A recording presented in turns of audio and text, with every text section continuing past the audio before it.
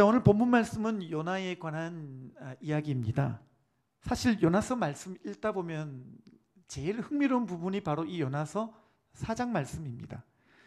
요나서는 사실 1장부터 3장까지 이미 모든 스토리가 끝났어요. 요나서 3장을 읽어보면요, 거기에 요나가 니느웨 가서 복음을 전합니다. 그리고 실제로 그 복음을 듣고 니느웨에 있는 왕과 짐승까지 굵은 베옷을 입고 회개하는 역사가 나타나고요, 하나님께서 그 뜻을 돌이키시고 그 도시를 구원하여 주십니다. 여기까지가 요나서 3장이에요. 그러면 우리가 보통 생각할 때 요나서가 3장에서 끝나는 게 맞아요. 그런데 지금 이 요나서가 4장까지 있다라는 이야기예요. 다시 말씀드리자면 하나님이 굳이 요나서를 4장까지 기록하셨다라는 거예요. 저는 분명히 믿습니다. 하나님이 성경을 기록하실 때는요, 불필요한 것들이 다 없고 하나님이 다 필요가 있기 때문에, 또 하나님께서 뭔가 의도가 있고 하나님이 뭔가를 우리에게 말씀하고자 하시는 뜻이 있기 때문에 성경에 있는 모든 장과 절과 구절과 단어 하나라도 허투루 적으시는 게 없다고 저는 믿습니다.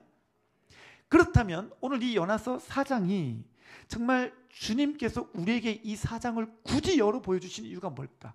3장이면 요나의 이야기가 다 끝났음에도 불구하고 4장까지 주님이 기록하신 이유가 뭘까? 예, 하나님이요, 진짜 하고 싶은 이야기가 요나서 4장에 있는 거예요. 요나서 4장을 통해서 하나님께서 오늘 이 시대 우리에게도 진짜로 주님이 하고 싶은 이야기가 여기에 담겨 있는 줄 믿습니다. 자, 그러면 오늘 본문 4장 우리 1절과 2절을 같이 함께 읽어보겠습니다. 시작.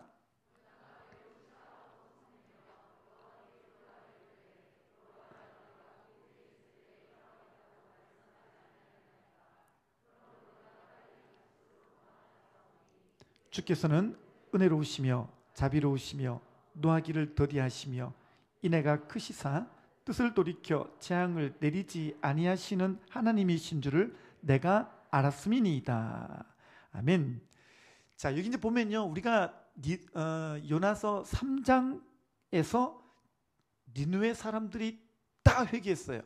좌우를 분별치 못하는 자만 12만이니까 성인 다 합치면 한 60만 정도로 학자들이 파악합니다. 60만 되는 사람들이 다 회개했다면요, 이거야말로 놀라운 사건 아닙니까? 정말 우리가 봤을 때는 요나서 3장에 적혀있는 이야기는 해피엔딩이에요. 자, 그런데 4장이 딱 열리자마자 1절부터 여러분, 이건 정말 반전입니다. 요나가 지금 뭐라 그러냐면요, 하나님께서 행하신 이 아름다운 결말을 놓고 1절, 요나가 매우 싫어하고 성을 냈다고 말하고 있습니다. 그리고 2절에 가서 뭐라고 얘기하는 거냐면요, 제가 쉽게 말하겠습니다. 이런 말이에요. 내 이럴 줄 알았습니다. 내가 그래가지고 안 간다고 안 그랬습니까? 하나님, 내가 왜 다시스로 간지 알아요? 하나님께서 진짜 니네 구원해 줄까봐. 내가 이 꼴을 내가 보기 싫어가지고 내가 사실 다시스로 도망간 거였는데, 아니 결국에는 니네를 구원해 주셨네요. 이게 말이 됩니까? 라고 따지는 대목이 지금 요나서 4장에 나와요. 자, 그러면 우리가 지금 이 4장 1절을 읽었을 때 이게 지금 이해가 안 되는, 이거는 그냥 놓고 봤을 때 도대체 이해가 안 되는 이야기라는 거예요. 여러분, 요나가 왜 4장 1절 열리자마자 이거 지금 당연한 결말인 것 같고, 이거 정말 하나님의 은혜이고 누가 봐도 해피엔딩인데, 이거를 왜 유독 요나는 불평해하고 성내고 화내고 싫어하고 있는 것일까요? 이거를 좀 잘 알기 위해서는요, 성경 다른 데를 좀 찾아볼 필요가 있습니다. 여러분, 재밌는 거는요, 요나가 요나서에만 나오는 건 아닌 거 아시죠? 구약 성경에 보게 되면 요나가 다른 데도 나와요. 그게 어디냐면 열왕기하 15장 25절에 나옵니다. 저기 요 구절을 같이 읽어보겠는데요, 다 같이 읽어보겠습니다. 시작. 이스라엘의 하나님 여호와께서 그의 종 가드 헤벨 아미떼의 아들 선지자 요나를 통하여 하신 말씀과 같이 여로보암이 이스라엘 영토를 회복하되 하맛 어귀에서부터 아라바 바다까지 하였으니 라고 적었어요. 요나 이야기가 열왕기하에 등장을 해요. 여기서 알 수 있는 사실 중에 하나가 뭐냐면 요나는 여로보암 시대의 인물이에요. 자, 그런데 여기 딱 한 구절이지만 이 요나 이야기를 통해서 우리는 뭘 할 수가 있냐면 성경은 허투루 기록된 게 없다 그랬죠. 이 구절을 통해서 뭘 보여주고자 하시는 거냐면 요나가 가지고 있던 가치관을 보여주는 거예요. 요나가 갖고 있던 그 메시지가 항상 어떤 걸 요나는 좋아했는가를 보여주는데 아까 읽은 말씀 보니까 이스라엘 영토를 회복하되 라고 적어놨어요.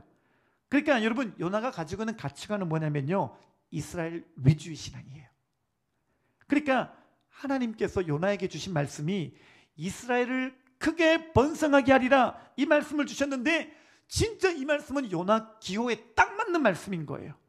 요나는요 당시에 그 메시지를 너무 신이 나게 아주 그냥 크게 이렇게 아주 전했던 것이었습니다. 근데요 여러분, 하나님이 요나에게 전하게 하신 이스라엘 회복에 관한 말씀은요, 이스라엘만 복받고 이스라엘만 선민이고 이스라엘만 특별하다는 의미로 주신 게 아니었어요. 더 여러 가지 말씀을 주님께서 세트로 주셨는데 요나는 이스라엘이 번성하리라 이 말씀만 골라가지고 전한 거예요. 아이들이 종합 선물 세트를 주면 자기가 좋아하는 것만 번쩍 들고 좋아하라는 것처럼요, 원래 하나님이 주시는 말씀은 그게 아니었는데 요나는 그걸 좋아하는 거예요. 이스라엘이 잘 되리라, 이스라엘이 번성하리라, 이스라엘은 특별하다, 이스라엘은 선민이다. 여러분, 그래서요 성경을 읽어보게 되면요, 여러분 성경 말씀은 이스라엘을 복주겠다라는 말씀이 자주 나와요. 근데 자세히 보면은 항상 그 말씀이 등장할 때마다 어김없이 나오는 표현은 뭐냐면 내가 이 복을 줄 테니까 이 복을 가지고 너는 이방에 전하라는 말씀이 항상 구약에 나와요. 항상 구약에 나와요. 근데 또 항상 똑같이 이스라엘 백성들이 실수하는 대목이 뭐냐면 앞에 있는 복 받는 것만 좋아하고 뒤에 나오는 사명은 계속 놓치는 실수를 범해요. 자, 예를 들어 볼까요? 자, 하나님께서 아브라함을 부르신 장면이 창세기 12장에 나옵니다. 자, 창세기 12장 1절부터 3절을 같이 함께 보겠습니다. 함께 읽어보겠습니다. 시작.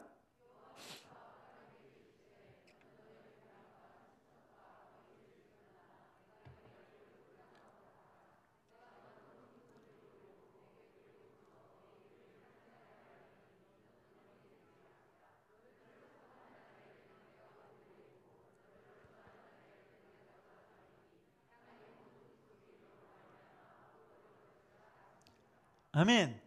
자, 이 구절 가만히 보세요. 여러분, 이 말씀은요 우리 모두가 좋아하는 말씀이기도 하고 또 실제로 이스라엘 백성들은 이 구절에서 다 끔뻑 넘어갑니다. 왜냐하면 자기들의 믿음의 조상이었던 아브라함이 부르실 때, 아브라함 부르실 때 이렇게 이스라엘에게 주시는 복이 이처럼 어마무시한 거다, 어마 대단한 거다. 그래서 우리는 얼마나 특별하냐. 그래서 이 말씀 때문에 선민의식 사상이 가득하게 된 말씀이기도 합니다. 실제로 이 구절 때문에 이스라엘 백성들이 가졌던 선민의식이 얼마나 대단한지 몰라요. 자, 1절 보세요. 1절 보니까 내가 내게 보여줄 땅으로 가라, 가나안을 말씀하시는 거죠. 그러니까 이 1절 말씀 읽고 나서, 이 1절 말씀 받고 나서 이스라엘 백성들은요 항상 자기들 마음속에 가나안이 예비되어 있다, 우리는 그 땅에서 잘 먹고 잘 살리라, 그런 해피엔딩의 꿈을 꾸기를 시작합니다. 2절 갑니다. 2절 갔더니 이스라엘 백성들에게 놀라운 말씀을 주십니다. 여기 보니까 내가 너로 큰 민족을 이루고 내가 내게 복을 주고 내 이름을 창대케 하고 너는 복이 될지라. 대단한 말씀이죠, 그죠? 여러분, 1절과 2절 보면요 정말 이보다 더 큰 축복은 없는 것 같아요. 여러분, 1절과 2절은요 정말 특별한 축복이고요 정말 특별한 은혜가 아닐 수가 없습니다. 여기서 제가 특별한이라는 단어를 쓴 것을 유념해서 들어주시기를 바랍니다. 여러분, 실제로 이스라엘 백성들은요 12장 1절과 2절 말씀을 특별하게 여겼는데 중요한 거는 이 1절과 2절 말씀을 가지고 자기들이 특별하다고 여겼어요. 그래서 자기들이 선민의식을 갖고 우리는 특별한 민족이고 우리는 특별한 사람들이고 우리는 특별히 구별된 사람들이야 라고 목숨같이 그 선민의식을 붙잡는 근거가 되는 구절이 되죠. 여러분, 사실은 이 말씀 맞아요. 하나님께서 1절 말씀처럼 이스라엘 백성들에게 가나안 주신 거 맞아요. 2절 말씀처럼 정말 큰 민족을 이루고 복을 주어서 그들을 창대케 하고 복의 근원, 복이 되게 하시는 거, 이건 맞아요. 근데 중요한 게 있어요. 이스라엘 백성들이 1절과 2절을 붙잡고 3절을 놓쳤어요. 3절을 까먹었어요. 하나님은요, 사실은 1절과 2절을 말씀하신 이유는 3절 때문에 말씀하신 거예요. 3절 때문에 1절과 2절의 축복을 주셨어요. 자, 그러면 3절이 뭘까요? 같이 읽어보겠습니다. 시작. 너를 축복하는 자에게는 내가 복을 내리고 너를 저주하는 자에게는 내가 저주하리니, 그 다음 땅의 모든 족속이 너로 말미암아 복을 얻을 것이라 하신지라. 할렐루야. 지금 여기서 하나님이 강조하시는 대목은 내가 너를 선택했다, 내가 너에게 복을 주겠다, 물론 맞는 말이에요. 근데 왜 선택했고 왜 복을 주었느냐, 이거를 3절에서 이렇게 말씀하시는데, 너를 통해서 땅의 모든 족속이 복을 얻는 거, 이게 목적이라는 거예요. 여러분, 하나님께서 왜 아브라함 부르셨어요? 여러분, 왜 하나님이 아브라함을 선택하셨어요? 여러분, 하나님이 특별히 그를 부르시고 특별히 그를 선택하신 이유는 3절 때문이라는 거예요. 이 3절이 뭐예요? 땅의 모든 족속이 너로 말미암아 복을 받을 것이라는 이야기예요. 오해하지 마십시오. 여기서 말하는 복은 물질적인 복이 아니에요. 이 복은 뭐냐면 하나님을 아는 복이에요. 할렐루야. 하나님이 복인 줄 믿습니다. 복의 근원 되신 분은 하나님이시기 때문에 참 복은 하나님 외에는 없는 줄 믿습니다. 그러니까 하나님이 나를 불러서 내가 하나님의 자녀가 되고 내가 하나님을 알고 내가 하나님께 연결된 것이 진짜 복인 줄 믿습니다. 그래서 하나님이 아브라함을 부르신 거예요. 그래서 하나님이 아브라함을 선택하신 거예요. 가나안까지 주시는 거예요. 그리고 그 목적이 뭐예요? 이방에게 복의 통로로 그의 인생이 쓰임받기를 원하셨던 것이었습니다. 근데 이스라엘은 1절과 2절만 붙잡고 3절을 버렸어요. 놀라운 것은요, 성경 보면 이 말씀을 아브라함에게만 주신 게 아니라 아브라함 이후로도 계속 주셨습니다. 자, 아브라함의 아들이 누굽니까? 야곱. 맞아요? 제가 큰 소리 치면 다 넘어오죠, 그죠? 정신을 차리십시오.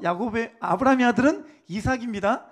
자, 이삭에게도 어떤 말씀을 주셨을까요? 자, 이삭에게 주신 말씀 창세기 26장 4절입니다. 시작. 네 자손을 하늘의 별과 같이 번성케 하며 이 모든 땅을 네 자손에게 주리니, 그 다음 네 자손을 인하여 천하 만민이 복을 받으리라. 아멘. 그러니까 이삭을 선택하실 때도 하나님의 그림은 뭐예요? 이삭과 그의 자손을 통해서 누구를 보시는 거예요? 천하 만민이에요. 창세기 때부터 하나님은 천하 만민, 모든 이방 족속들이, 온 인류가 주님께 돌아오는 꿈을 갖고 계셨습니다. 할렐루야. 자, 이삭의 아들은 누구예요? 진짜 야곱입니다. 자, 야곱 보실까요? 야곱에게 또 똑같은 말씀 주셔요. 창세기 28장 14절입니다. 시작. 내 자손이 땅의 티끌같이 되어서 동서남북에 편만할지며, 그 다음 땅의 모든 족속이 너와 네 자손을 인하여 복을 얻으리라. 사실 더 있는데요, 시간이 없어가지고 제가 구절을 더 나열을 못하겠는데, 계속 구약 성경을 읽어보게 되면요, 하나님이 하나님의 사람을 세우시고 나서 꼭 덧붙이는 말씀이 뭐냐면 내가 너에게 복을 줄게. 근데 복을 주는 이유는 이 복을 니도 전하라는 거야. 너만 갖지 말고 너를 통해서 이방에게 전달되는 것, 이게 내 큰 그림이야. 주님은 이걸 계속 말씀해 주셔요. 계속 말씀해 주십니다. 결정적인 말씀이 이사야 말씀에도 나와요. 하나님이 이스라엘 백성들이 사명 다 까먹고 죄만 짓고 있을 때 하나님이 바벨론 포로로 끌려가게 하십니다. 근데 그때도 이런 말씀을 주셨어요. 이사야 49장 6절입니다. 시작.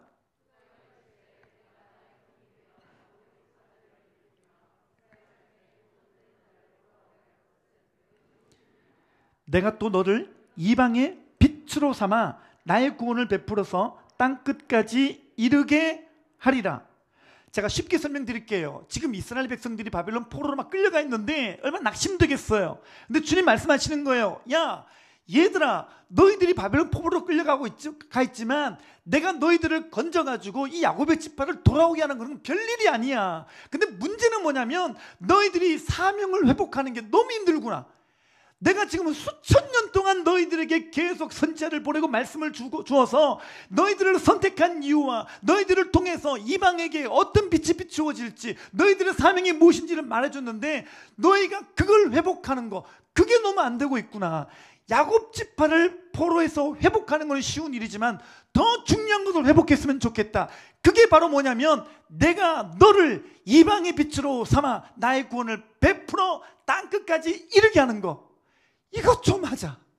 이것 좀 이루고 하자. 내가 너희를 이걸 위해서 불렀으니 너희가 여기에 쓰임받는 인생을 살았으면 좋겠다라는 게 그게 하나님 아버지의 마음인 줄 믿습니다. 근데요 슬프게도 이스라엘 백성들은 바빌론 포로 이후로 돌아와서도 여전히 이 특별한 선민사상 1절과 2절만 붙잡고 3절까지 나아가지를 못합니다. 이스라엘 백성들은 끝까지 1절과 2절만 붙잡고 있는 거예요. 여러분, 이 특별 선민사상이 어느 정도인지 제가 탈무드에 나오는 이야기 하나를 전해드리겠습니다. 어떤 꼬마가 랍비에게 이런 질문을 했다고 합니다. 랍비 선생님, 아니 왜 이렇게 세상에는 하나님의 백성인, 하나님의 자녀인 유대민족은 이렇게 작고 왜 이렇게 이방인들은 이렇게 많아요? 이렇게 질문을 했습니다. 그러자 랍비가 그윽한 미소를 지으며 이렇게 얘기했다고 합니다.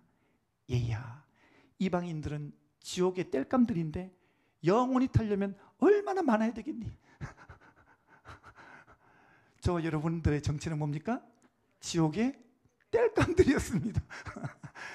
이게 유대인들의 사상이에요. 지금도 그래요. 제가 지금 이스라엘에 가 계시는 선교사님께 얘기를 들었는데, 선교사님도 현지어를 배워야 되잖아요. 그래서 히브리어를 떠듬떠듬 이렇게 이제 하는데 슈퍼 가가지고 뭐 좀 달라고 이렇게 떠듬떠듬, 아직은 이제 좀 초창기 선교사님이셔서 히브리 말로 뭐 주세요, 뭐 살래요 이렇게 말했는데 이게 카운터에 줄 서 있잖아요. 근데 뒤에 있던 히브리 청년 하나가 딱 보더니 네가 뭔데? 네가 이방인인데 어떻게 거룩한 히브리를 할 수가 있냐고. 나가! 그러더래요. 그래서 이분이 그냥 나갔대요. 그냥. 여러분, 이방인들은요 거룩한 언어인 히브리 말 하면 안 돼요. 왜냐하면 지옥의 땔감이니까. 지옥의 땔감들이 이 거룩한 언어를 해? 지금도 이스라엘 백성들은요 이 특별 선민사상에 심취해 있어요. 우리말로 잡뻑. 여러분, 이 선민사상에 빠진 유대인들이 제일 중요하게 여긴 게 뭡니까? 나 구원받았네, 너 구원받았네, 우리 구원받았네, 할렐루야, 이거예요. 그래서요 내 구원을 잘 보존하고 내가 천국 간다는 사실만 확실하게 붙들고 나는 세상과는 철저하게 분리되어 살아가는 거, 이걸 신앙이라고 얘기했어요. 그래서 분리주의자 뭐예요? 바리새파, 그 나오는 거예요. 여러분, 이 사람들은요 우리만 구원받으면 되는 거예요. 우리끼리만 예배 드리면 되는 거예요. 세상은 어떻든지 간에 상관없어요. 우리만 잘 믿고 우리만 천국 가면 되는 거예요. 근데요 여러분, 구약 말씀을 계속 읽어보면요 하나님이 거듭 이스라엘 백성들 향해서 하시는 말씀이 뭐냐면 내가 너희를 선택한 목적이 그게 아니라는 거예요. 내가 너희를 구원한 목적이 그게 아니라는 거예요. 갈라디아서 3장 8절에 바울이 그걸 깨닫고 바울도 그 얘기를 합니다. 갈라디아서 3장 8절 보겠습니다. 시작. 또 하나님이 이방을 믿음으로 말미암아 의로 정하실 것을 성경이 미리 알고 먼저 아브라함에게 복음을 전하되 모든 이방이 너를 인하여 복을 받으리라 하였으니 그랬습니다.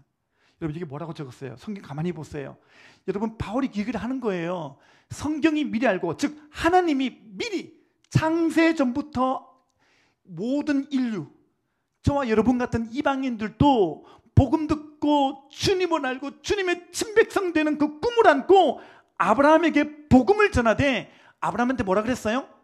너만 특별한 민족이야, 너만 특별한 선민이야, 이거 말씀하신 게 아니라 모든 이방이 너를 인하여 복을 받으리라. 할렐루야.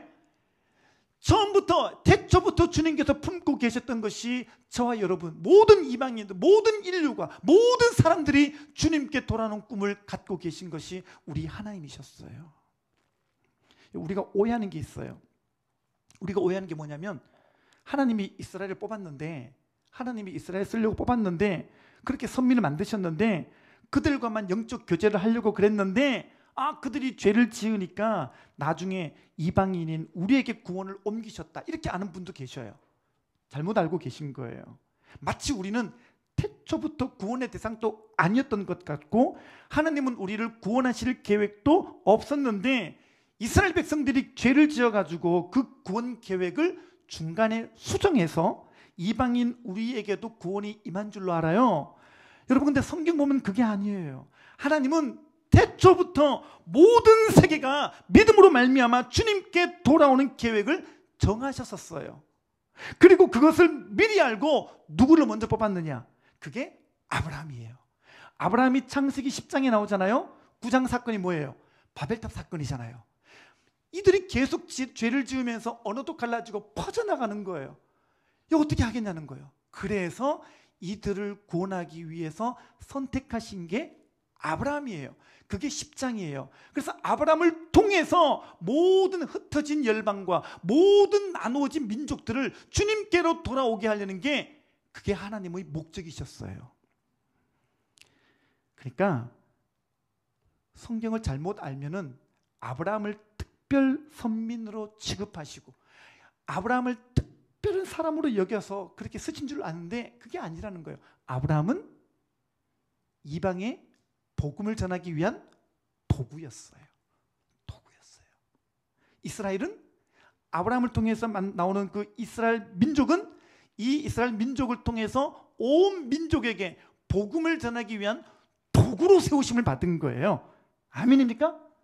근데 문제는 뭐냐면, 우리가 구약을 쭉 읽어보지만 이스라엘 백성들은 선민의식에 빠져요. 계속 선민의식에. 이스라엘 백성들은요, 자기들만 잘 믿다가 자기들만 천국 가면 된다고 생각했어요. 자, 그러니까 요나서 4장 이해가 되시죠? 요나가 왜 그렇게 싫어하고 요나가 왜 그렇게 화냈는지 이해가 되시죠? 요나는요, 니느웨를 그렇게 죽으라고 미워했던 이유가 뭐냐면, 요나 마음속에 그게 있는 거예요. 요나는 여느 이스라엘 백성들이 가졌던 마음을 그대로 가진 사람이에요. 그래서 니느웨는요, 구원의 대상이 아니에요. 니느웨는요, 그냥 하나님께서 그들을 그냥 박살내셔야 되는 거예요. 그래서 니느웨를 구원하려고 하나님의 계획을 이해 못한 거죠. 오늘 본문에 봤더니 매우 싫어하고 성냈고 이렇게 기록을 하고 있는 거죠. 그러니까 여러분, 요나서 4장은 어떤 의미냐면요, 이게 구약 전체 이스라엘 모습의 축소판이에요. 요나서 4장은요, 요나서 4장에 나와 있는 요나의 모습은 그 당시 구약에 나오는 이스라엘의 모습을 대변하고 있는 거예요. 투영시켜주고 있는 거예요. 여러분, 그래서 하나님이요, 구약에서 이스라엘 백성들을 내려놓습니다.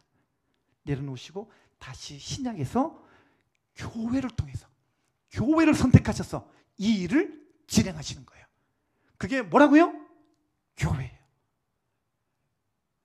여러분, 그래서 하나님이 교회를 통해서 주님은 똑같은 일을 하시는 거죠. 자, 하나님이 창세기 12장 1절에서 아브라함을 부르셨듯이 교회인 우리를 부르시고 구원하여 주셨습니다. 할렐루야. 창세기 12장 2절에서처럼 우리에게 영원한 기업을 주시고 천국 갈 수 있게 하셨습니다. 할렐루야. 근데 우리에게 더 중요한 사명이 뭐냐면 12장 3절이라는 거예요. 12장 3절. 우리를 통해서 이방의 빛이 되게 하는 것. 우리도 그 사명을 안고 잃어버린 영혼들에게 나아가는 것. 우리도 이 중요한 사명을 받았으니 세상 가운데 나아가서 아직도 주님을 모르는 영혼, 아직도 하나님을 인정하지 않는 그 영혼들에게 나아가서 그들이 하나님을 찾을 수 있도록, 그들이 하나님 앞에 설 수 있게 만들어주는 일을 해야 되는 게, 그게 바로 교회의 사명인 줄 믿습니다. 여러분, 그래서 안 믿는 자들에게 복음 전하는 거는요, 신약에 와가지고 교회 새로 주신 명령이 아니에요. 성경을 이렇게 통으로 보면요, 다시 깨닫게 되죠. 이 사명은 교회에만 새로 주신 명령이 아니라 더 정확하게 말하자면 교회에 다시 주신 명령이에요. 다시 주신 명령. 여러분, 죄가 들어와서 영원 형벌에 빠질 수밖에 없는 인류를 구원하기 위해서 처음부터 이스라엘을 통해서 이 일을 이루고자 하셨지만 너무너무 말을 안 들으니까 이제 신약에 와서 교회를 통해서 이루고자 하시는 하나님의 거룩한 사명인 줄 믿습니다. 바뀐 게 있다면요, 구약은 커맨스예요. 와서 보라예요. 그러니까 스바의 여왕이 솔로몬 왕한테 와서 지혜를 듣고 가죠. 그 다음에 나만 장군 같은 경우도 엘리사에게 와서 은혜 받고 가죠. 그죠? 그러니까 구약은 와서 커맨스예요. 근데 신약에 오면 바뀌었어요. Go and preach예요. 가서 전하는 거예요. 가서 외치는 거예요. 자, 그래서 교회 사명은 뭐냐? 가는 거예요. 할렐루야. 교회 사명이 뭐라고요? 가서 전하는 거예요. 성경 보겠습니다. 마태복음 28장 18절입니다. 시작. 그러므로 너희는 가서 모든 민족을 제자로 삼아 아버지와 아들과 성령의 이름으로 침례를 베풀고, 여기 뭐라 그랬어요? 너희는 가서. 자, 마가복음 16장 15절입니다. 시작. 또 가라사대 너희는 온 천하에 다니며 만민에게 복음을 전파하라. 다니고 전파하는 거예요. 자, 요한복음 20장 21절입니다. 시작. 예수께서 또 이르시되 아버지께서 나를 보내신 것 같이 나도 너희를 보내노라. 보내는 거예요. 가는 거예요. 가서 외치는 거예요. 여러분, 교회가 바로 이 사명을 갖고 있다는 걸 잊지 마시기를 바랍니다. 교회가 뭐냐? 교회 정의, 교회가 어떤 곳이냐? 우리 많은 질문들을 합니다. 제일 쉬운 대답이 뭐예요? 교회는 예배하는 곳. 예, 맞아요. 교회는 예배하는 곳 맞습니다. 교회 예배 너무너무 중요합니다. 근데 예배 드리는 목적이 뭐냐는 거예요. 여러분, 이곳에서 우리가요, 주님과의 돈독한 관계만 유지하고 우리의 구원을 갈고 닦으며 광택만 내고 그렇게 앉아있는 곳이 아니라는 거예요. 여러분, 예배는요, 제일 중요한 게 재물이잖아요. 모든 예배에는 재물이 필요한 거잖아요. 여러분, 하나님은요, 재물이 있는 예배를 원하셔요. 오해하지 마세요. 여기서 말하는 재물은 돈이 아니에요. 더 중요한 재물이 있어요. 자, 로마서 15장 16절을 보겠습니다. 다 같이요. 시작. 이방인을 제물로 드리는 그것이 성령 안에서 거룩하게 되어 받으심직하게 하려 하심이라. 아멘. 제가 이 말씀 읽고요, 이 말씀을 탁 보고 제가 마음속 깨달음이 오는 거예요. 예배는 제물이 있어야 되는구나. 근데 이 제물이 뭐예요? 이방인을 제물로 데리고 오는 거예요. 여러분, 로마서는 12장부터 이렇게 탁 바뀌잖아요. 반전을 이루어요. 로마서 12장부터 영적인 예배가 무엇인가를 가르쳐줘요. 그러다가 로마서 15장, 방금 이 본문에서 영적 예배의 본질이 무엇인가를 말해주는 것이에요. 이게 뭐냐면, 하나님이 진짜 받으시는 영적 예배는 뭐냐면 이방인을 전도해서 그와 함께 예배하는 거예요.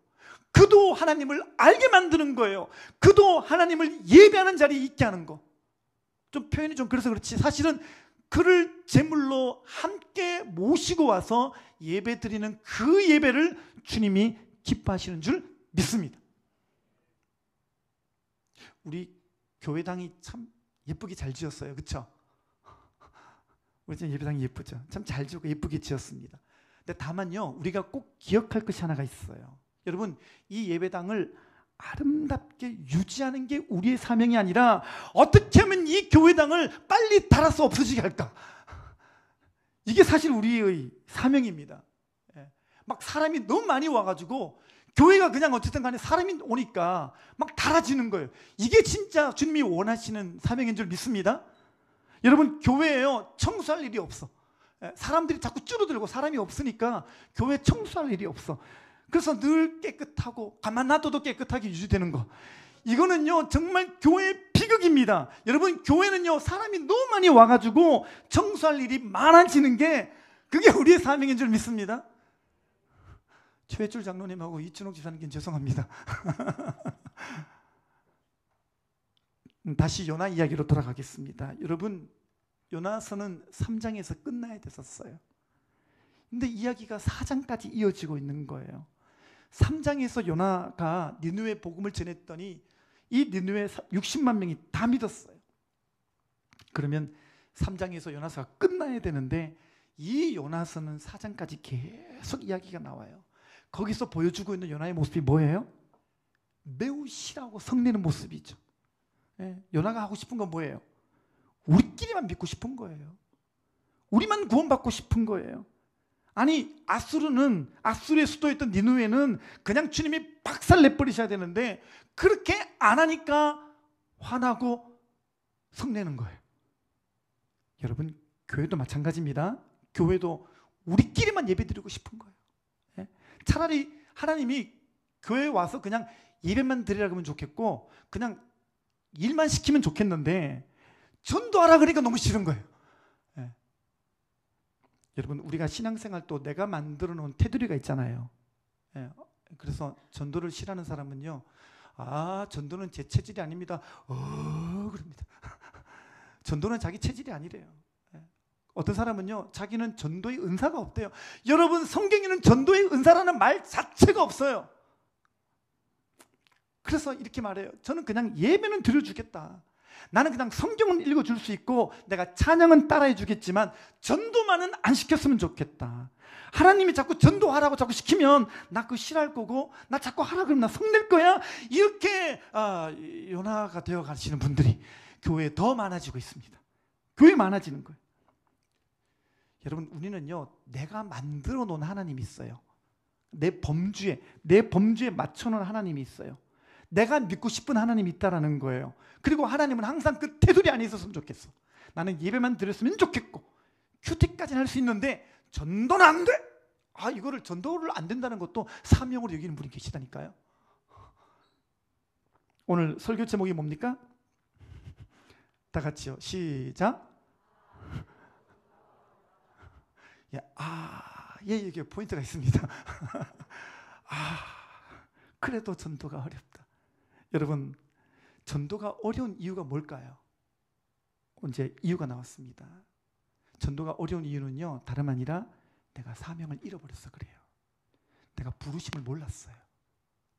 그러니까요, 오늘 우리가 창세기부터 쭉 통으로 우리가 성경 전체를 살펴봤는데요, 오늘 너무 중요한 걸 배웠습니다. 그게 뭐예요? 여러분, 복음을 제대로 이해한 사람이라면, 쉽게 말해서 구원받은 사람이라면요, 이미 우리는 전도의 사명, 전도의 부르심 안에 들어와 있다는 거예요. 할렐루야. 그걸 알아야 돼요. 내가 구원받았다면 이 구원 속에는 뭐가 있냐면 이미 전도에 대한 부르심이 그 안에 딸려오는 거예요. 그러니까 지금 여러분들이 해야 될 고민은 뭐냐? 하나님께서 나를 전도의 사명으로 부르셨나 안 부르셨나, 이거 고민하고 있으면 안 돼요. 아직까지 이 고민에 머물러 있으면 안 된다라는 거예요. 지금 우리가 진짜 해야 될 질문은 뭐냐면, 나는 이번 주에 누구에게 전할 것인가? 내가 그 사람을 어디서 만날 것인가? 내가 그 사람에게 어떻게 복음을 전할 것인가? 이게 되어야 될 줄 믿습니다.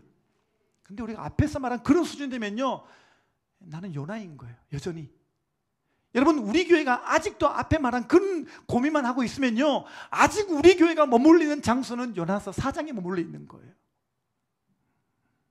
여러분, 전도는요, 하나님으로부터 특별한 부름을 받은 사람들이라는 특별한 사역이 아닙니다. 하나님을 아는 사람, 하나님께 속한 자로 구원해 주시고 불러주신 자들은요, 이미 전도의 사명 안에 들어와 있는 거예요. 아멘? 그러니까 교회는 뭐냐? 다 같이 이 사명 안고 이 사명을 보고 이 사명을 목표로 함께 달려가는 자들이어야 돼요. 아멘입니까? 그러면 지금 이 시대 교회는 이 사명을 잘 붙들고 있을까요? 아니, 멀리 갈 필요 없이 우리 포중침은 주님께서 주신 이 사명, 이 부르심을 잘 따라가고 있을까요? 사도행전 11장 19절 보겠습니다. 다 같이요. 시작.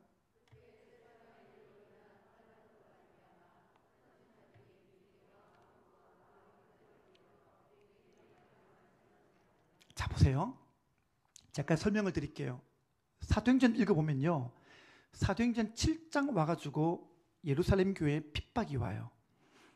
그 핍박이 와가지고 예루살렘 교회 모든 성도가 다 흩어집니다. 다 흩어져요.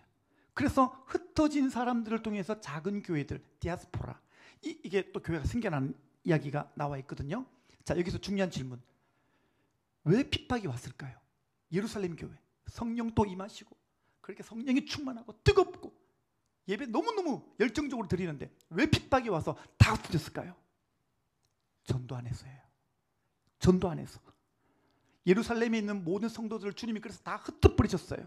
그리고 그 흩어짐으로 인해서 다시 세워진 교회 중에 하나가 안디옥 교회예요. 안디옥 교회. 자, 근데 이 안디옥 교회에도 고질병 하나가 보입니다. 아까 읽은 구절 다시 보세요. 복음을 전하는데 누구에게 전합니까? 유대인에게만 말씀을 전하는 거예요. 여러분, 유대인에게 제일 익숙한 사람, 유대인에게 제일 편한 사람은 누구예요? 유대인. 그죠? 자, 교회 안에 있는 사람들에게 제일 쉬운 사람은 누구예요? 교회 안에 있는 사람. 뭔 말인지 아시겠죠? 여러분, 안디옥 교회도 처음에 이렇게 실수하는 모습을 보여주고 있습니다. 우리끼리만 나누고, 우리끼리만 말씀 나누고, 우리끼리만 그냥 은혜가 이렇다. 이번 주 우리끼리만 그냥 받은 은혜를 공유하고, 우리끼리만 우리 카톡방은 불났어요. 근데 안전해. 자, 그래서 성령께서 이 교회를 어떻게 만들어 가십니까? 바로 그 다음 구절 보겠습니다. 20절 시작. 그 중에 구브로와 구레네 몇 사람이 안디옥에 이르러 헬라인에게도 말하여 주 예수를 전파하니. 여러분, 여기서 놀라운 장면이 나옵니다. 지금 읽은 20절에 봤더니 그 중에 몇 사람이, 그 교회 가운데 어떤 사람들이 그 사람들을 하나님께서 고쳐가기를 시작하시는데, 그들이 이제 그들의 범주에서 벗어나서 유대인에게만 전하다가 헬라인에게, 복음을 알지 못하는 자에게로 넘어갑니다. 지경이 뛰어넘어갑니다. 일이 벌어지는 거예요. 여러분, 주님께서 계속 말씀하셨던 부분이었거든요. 그거 아니야. 그거 아니라니까.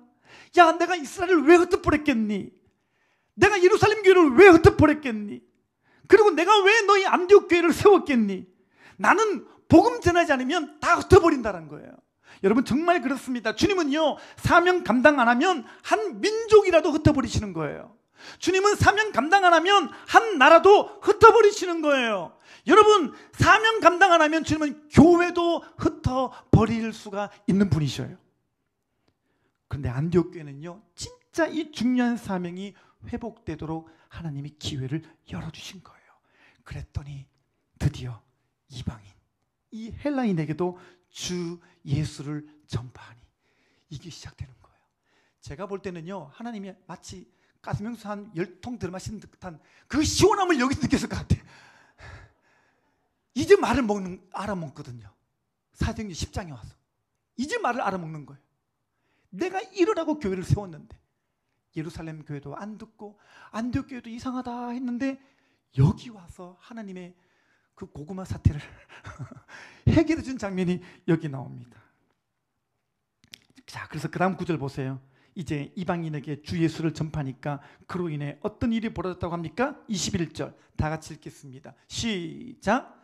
주의 손이 그들과 함께 하심에 수많은 사람들이 믿고 주께 돌아오더라. 아멘, 아멘. 성경 자세히 보세요. 여러분, 교회가요, 드디어 나가서 이방인에게, 헬라인에게 복음을 전하는 순간에 뭐가요? 주님의 손이 함께 하셨다고 말합니다. 할렐루야. 여러분, 주님의 손은 주님의 능력을 의미하는 거예요. 여러분, 이 주님의 손은, 이 주님의 능력은 성전 밖에 있는 이방인들에게, 헬라인들에게 복음을 전할 때 임하는 줄 믿습니다. 왜냐? 여러분, 복음이라는 것 자체가 하나님과의 관계가 무너진 이들을 향한 기쁜 소식이기 때문에, 이 기쁜 소식을 전할 때에 주님이 너무너무 기뻐해가지고 능력을 한량없이 부어 주시기 때문인 줄 믿습니다. 여러분, 그래서 여러분들이 복음 전할 때 혼자 가는 거 아니에요. 주님이 너무 기쁜 마음으로 여러분들에게 능력을 한량없이 전해주실 줄 믿습니다. 여러분이 그냥 가는 게 아니라 주님의 손이 여러분과 함께하는 자리라는 것을 잊지 않게 되시기를 바랍니다. 여러분, 그래서 지난번에 봤던 말씀이지만 한 번 더 보겠습니다. 로마서 1장 16절입니다. 다 같이요, 시작. 내가 복음을 부끄러워하지 아니하노니 이 복음은 모든 믿는 자에게 구원을 주시는 하나님의 능력이 됨이라. 첫째는 유대인에게요, 또한 헬라인에게로다. 여러분, 성경 구절 자세히 보세요. 이게 우리가 좀 오해할 수 있는 구절이 뭐냐면 여기 첫째는 그러니까 복음은 일단은 유대인부터 전해야 되고 그 다음에 또한 두 번째 헬라인에게 전해야 되는구나 라고 생각하거든요. 이게 첫째는 또한이라는 단어를 우리가 번역을 한글 개역성경에서 저렇게 적어 놓으니까 그런 뉘앙스로 들릴 수 있는데 이게 원래 의미는 그게 아니에요. 여기 지금 또한이라는 단어가 헬라어로 카이라는 단어인데 이게 곧 이런 말이에요. 앞에 거랑 똑같은데 equal, 앞에 거랑 뒤가 똑같은데 이 말인 거예요. 그러니까 복음은 뭐냐면 유대인과 헬라인을 하나로 보고 전한다라는 거예요. 그러니까 복음을 전할 때는요 유대인, 헬라인을 구분짓지 않는 거예요. 유대인이 귀하고 헬라인이 덜 귀하기 때문에 유대인부터 전하는 거 아니라는 거예요. 모든 사람은 복음 앞에 서야 되고 모든 사람은 복음 앞에 똑같은 한 영혼인 줄 믿습니다. 그래서 안디옥 교회가요 유대인과 헬라인을 구분하지 않고 복음을 전하는 최초의 교회가 된 거예요. 그리고 이후로 사도행전 후반전을 이끌어가는 주인공 교회가 됩니다. 안디옥 교회. 안디옥 교회. 그래서 교회 이름 중에 안디옥 교회 되게 많죠. 사도행전의 후반부를 다 이끌어가는 게 안디옥 교회거든요. 여러분 그래서 안디옥 교회의 모습을 성경에 보면요 별의별 사람 다 모였어요. 성경에 보게 되면 안디옥 교회 성도들의 구성원들이 나오는데요 유대인 바나바, 그 다음에 노예 출신이었던 시므온, 배경도 없는 구레네 사람 루기오, 매국노라 생각했던 헤롯의 젖동생 마나인. 이게 뭔 말인지 모르니까 아무 감동이 없는데요 헤롯은 총독이잖아요. 우리나라 한일 합방 시대 때 우리 그죠 강점기 때 여러분 이토 히로부미 우리나라 왔던 이토 히로부미 동생이 교회 나온다. 이거 인정할 수 있겠어요? 그 똑같은 이야기라니까요. 헤롯의 젖동생 마나임도 있고 또 더 큰 거 교회를 핍박하며 수많은 사람들을 사자밥이 되게 했던 바울. 여러분 이 명단들 보십시오. 짬뽕 아닙니까? 막 섞였어요. 왜 이렇게 섞여 있을까요? 성별과 신분과 문화와 인종을 다 초월해진 교회가 안디옥 교회예요. 근데 하나님이 가장 기뻐하시는 교회예요. 왜요? 구분이 없거든. 차별이 없거든. 누구나 다 복음 앞에 서야 되니까 그 사명을 안고 누구나 다 전한 거예요. 다 전한 거예요. 여러분 사도행전 시대는 계급사회 시대거든요. 계급사회 시대에서 노예랑 주인이랑 같이 겸상한다. 이건 말도 안 되는 이야기예요. 매국노와 함께 있다. 말도 안 되는 거예요. 근데 안디옥 교회는 그게 가능했어요. 왜냐? 성령이 함께 하시고 주님의 손이 함께 하시고 그들 안에 유대인이나 헬라인이나 구분 짓지 않게 하시고 하나 되게 하시고 연합되게 하시고 둘을 하나 되게 하시는 일들이 일어났기 때문에 복음이 두루 편만하게, 복음이 차별 없이, 복음이 막힌 바가 없이 다 전해지는 거예요. 여러분 우리 교회가 그런 교회가 되시기를 주님의 이름으로 축원합니다. 여러분 이것 때문에요 예루살렘 교회를 흩으신 직후에 하나님이 베드로에게 나타나가지고 환상을 보여주는데 그 유명한 보자기 환상을 보여주십니다. 베드로한테 이 커다란 보자기가 내려오잖아요. 그 베드로가 딱 봤더니 그 안에 이 보자기가 내려왔는데 온갖 잡다한 짐승과 파충류와 새와 이런 게 있는 거예요. 이거는 율법에서 더럽다고 여겨진 거예요. 불결하다고 여겨진 것들이에요. 베드로 역시 이것들은 다 혐오의 대상이었어요. 이건 더러워서 더 이상 먹을 수 없다고 여긴 거였는데 그런 베드로에게 주님 말씀하십니다. 잡아 먹으라. 사도행전 10장 12절에서 14절입니다. 같이 읽을까요? 시작.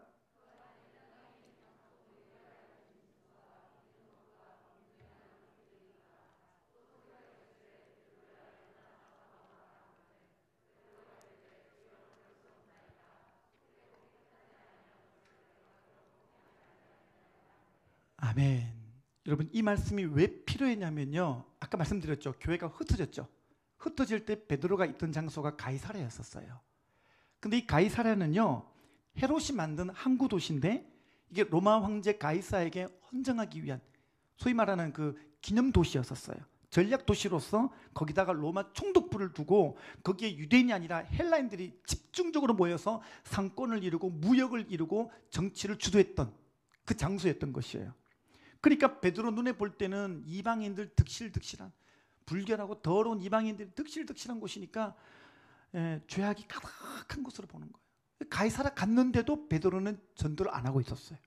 말씀을 안 전하는 거예요. 그러니까 주님께서 임하신 거예요. 그리고 말씀하십니다. 10장 15절입니다. 또 두 번째 소리가 있을 때 하나님께서 깨끗하게 하신 것을 내가 속되다 하지 말라 하더라. 여러분, 베드로는 더럽다 그런데 하나님은 깨끗하다라고 말씀하십니다. 베드로는 저들은 사랑받을 자격이 없어요. 그런데 아니에요. 하나님은 나는 저들을 사랑해 라고 말씀하십니다. 여러분, 하나님은 세상을 사랑하셨습니다. 아멘입니까? 요한복음 3장 16절입니다.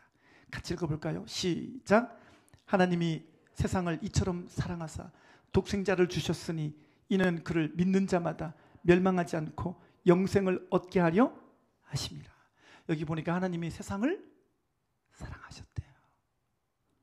여기서 말하는 세상은 사람을 말하는 거예요. 그리고 주님은 우리에게도 말씀하십니다. 사람을 사랑하라고 말씀하십니다. 사람을 사랑하라. 전도가 왜 어려울까요? 오늘 두 번째 교훈입니다. 두 번째로 하나님이 사랑하신 사람을 나는 사랑하지 않기 때문에 그래요. 하나님이 사랑하신 사람을 나는 사랑이 안 돼. 이게 내 사랑이 식었기 때문에 그래요. 여러분, 사랑이 식으면 전도 안 해요. 여러분, 사랑이 식으면 골라서 전도해요. 여러분, 사랑이 식으면요 우리가 예루살렘 교회가 되는 거예요. 여러분, 우리 포중침은 예루살렘 교회가 되지 않게 되시기를 바랍니다. 여러분, 주님께서 사람을 얼마나 사랑하시는지, 여러분들이 하나님께서 세상을 사랑하사 이 말씀에 여러분들의 가슴에 불이 붙는 귀한 아침 되시기를 주님의 이름으로 축원합니다. 이 시간 영상 하나 보겠는데요. 이 커크 카메론이라는 사람이 산타모니카 해변에 이렇게 가다가 조폭들이 있는데 조폭들에게 복음 전하는 이야기가 나옵니다. 한번 영상을 함께 좀 보시고 또 말씀 나누겠습니다.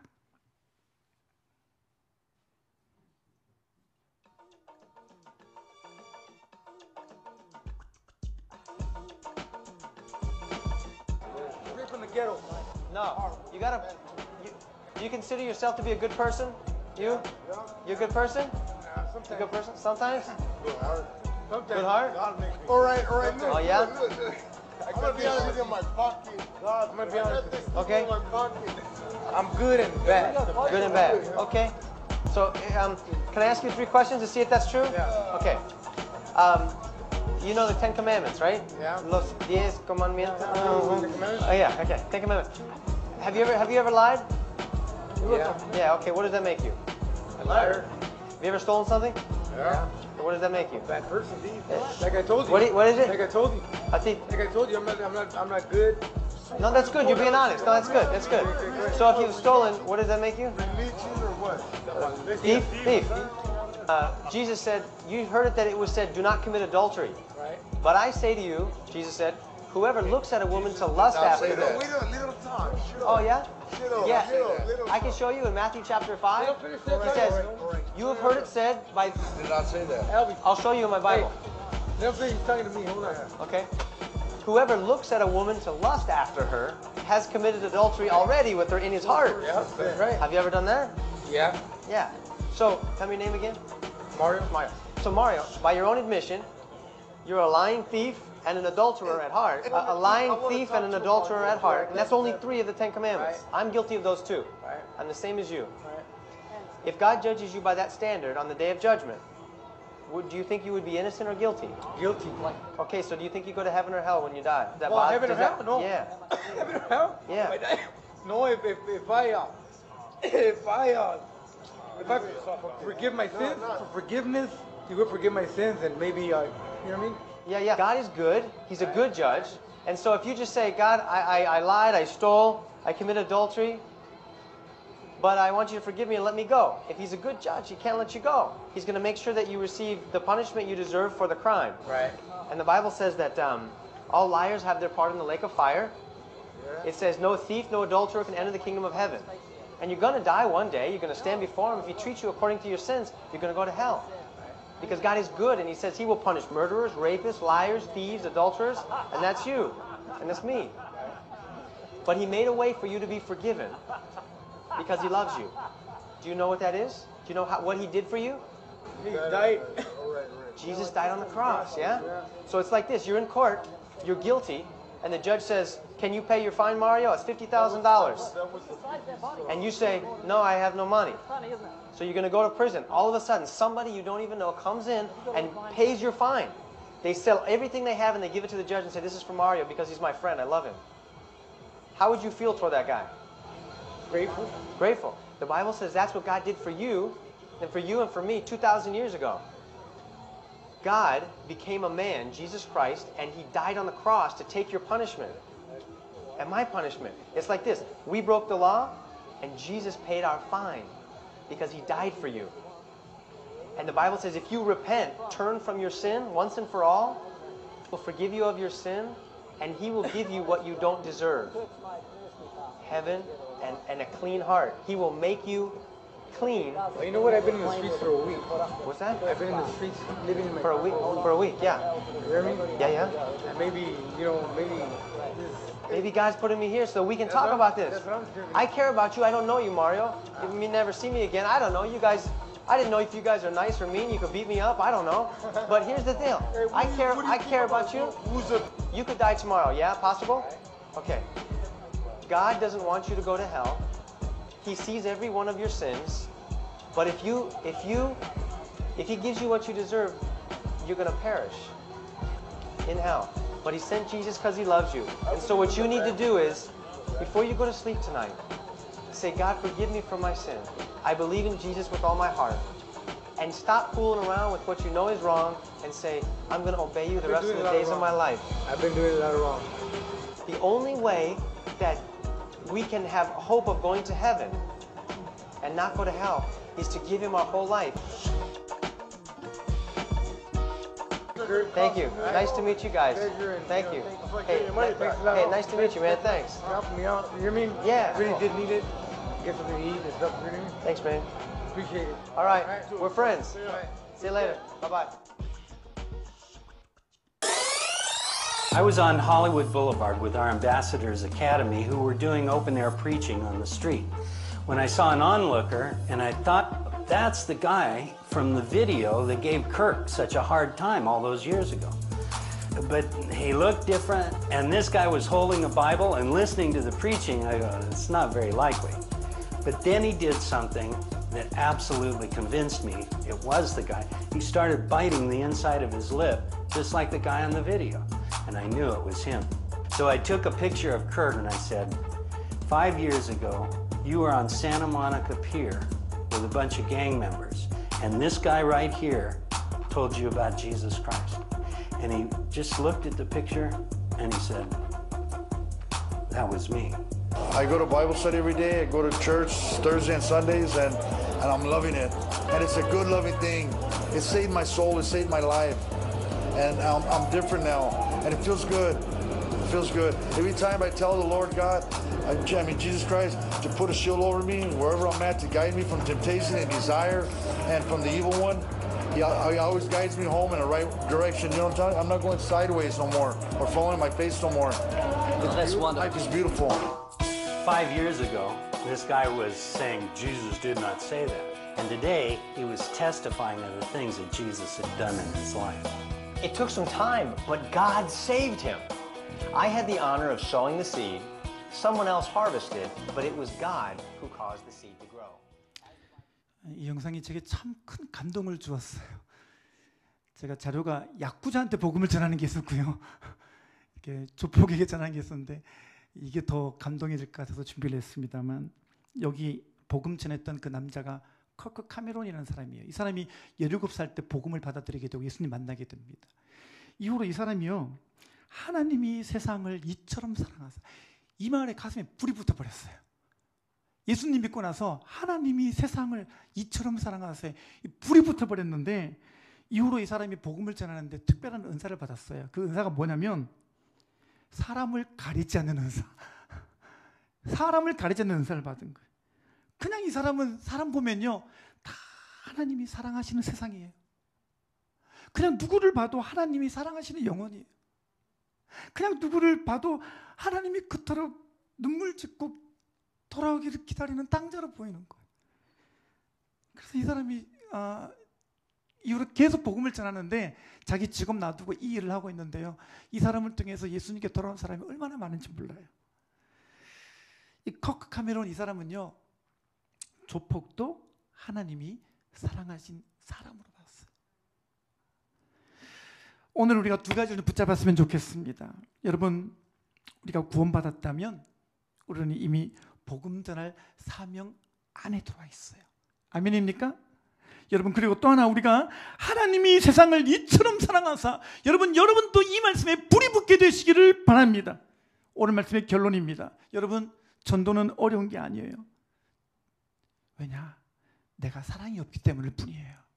그리고 또 하나, 내가 사명을 잃어버려서 그렇습니다. 오늘 이 아침에 우리에게 이 두 가지가 다 회복되시기를 바랍니다. 여러분, 우리 교회가요, 사명을 잃고 사랑을 잃어버린 예루살렘 교회가 아니라 안디옥 교회가 되기를 주님은 원하시는 줄 믿습니다. 하나님, 우리에게 잃어버린 사명을 회복하게 하여 주옵소서. 그렇게 기도하십시오. 하나님, 우리에게 잃어버린 사랑을 회복하게 하여 주옵소서. 그렇게 기도하게 되시기를 바랍니다. 그래서 이 포항중앙 침례교회가 이제 주님 오시는 그날까지 이 사명과 이 부르심으로 주님 앞에 서는 그날까지 날마다 이 위대한 사명 앞에 나아가고 전진하고 주님 앞에 서는 복된 교회, 복된 목장, 복된 심령들 다 되시기를 주님의 이름으로 축원합니다. 기도하겠습니다.